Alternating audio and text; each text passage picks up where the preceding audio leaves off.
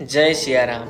म युवा ज्योतिष तथा वास्तु रिसर्चर र सँगसँगै तन्त्र एक्सपर्ट सञ्जय अधिकारी हजुरहरूको अगाडि फेरि एउटा सानो कुरा लिएर उपस्थित भइसकेको छु। आजको टपिक रहेको छ रेमेडीको बारेमा।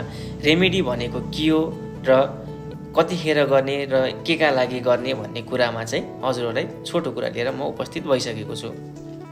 जसरी हाम्रो टाउको दुख्दाखेरिमा हामीले पेन किलर लिन्छौँ र पेन किलर लिइसकेपछि हाम्रो दुखाइ कम हुन्छ र पेन किलरले पनि आफ्नो काम गर्ने उसको एउटा सर्टेन टाइम हुन्छ। त्यो टाइम सकिने बित्तिकै हाम्रो दुखाइ फेरि सुरु हुन्छ।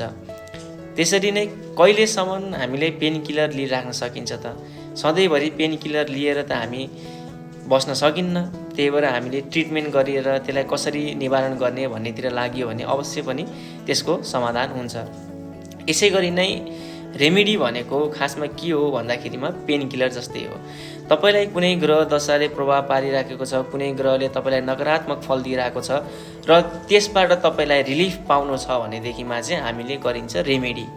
र रिलिफ पनि तपाईलाई सर्टेन टाइमलाई मात्रै पाउनु हुनेछ, किनकि रेमेडी भनेको पेन किलर जस्तै हो। उसको पनि एउटा सर्टेन टाइम हुन्छ। त्यसले त्यो सर्टेन टाइमभरिमा हजुरहरूलाई रिलिफ दिन्छ र सधैँभरि पनि रेमेडी गरिराख्न सकिँदैन। त्यसको विकल्पमा अब हामीले गर्ने भनेको ग्रह शान्ति, ग्रहको जप हवन गर्ने, ग्रहका विशेष संविधाले ग्रहहरूको हवन गरिसकेपछि हामीलाई रेमेडीहरू गरिराख्नु पर्ने आवश्यक देखिँदैन। र धेरैजनाले मलाई भन्नुहुन्छ युट्युब टिकटकबाट हेरेर मैले रेमेडी गरेँ तर मलाई सकारात्मक मैले फल पाउनुको साटो उल्टै नकारात्मक फल मैले पाएँ, झन् नराम्रो हुँदै गयो, किन यस्तो हुन्छ भनेर मलाई धेरैले सोध्नुहुन्छ।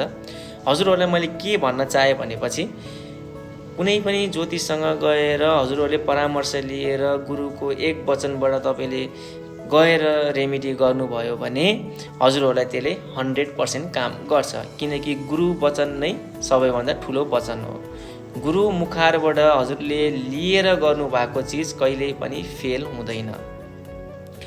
हजुरहरूले कसैलाई मनभित्रैबाट यहाँ मेरो गुरु हुनुहुन्छ, मैले यहाँलाई गुरु मानेको छु भनेर भन्नुहुन्छ भने उहाँहरूले भन्नुभएको कुरा युट्युब टिकटकदेखि हेरेर हजुरले गर्नुहोस्, अवश्य पनि 100% त्यसले काम गर्छ। किनभनेपछि हजुरले उहाँलाई मनैदेखि गुरु मान्नु भएको छ। त्यही भएर जे काम गर्दाखेरि पनि, जे उपाय गर्दाखेरि पनि गुरु मुखारबाट गर्नुभयो भने हजुरलाई 100% त्यसले काम गर्छ।